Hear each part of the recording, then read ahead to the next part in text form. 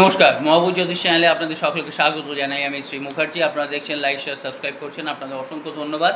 যারা এখনও করেননি তাদের কাছে অনুরোধ, সাবস্ক্রাইব করুন যাতে পরবর্তী সমস্ত ভিডিওর নোটিফিকেশান আপনারা আগেই পেয়ে যান।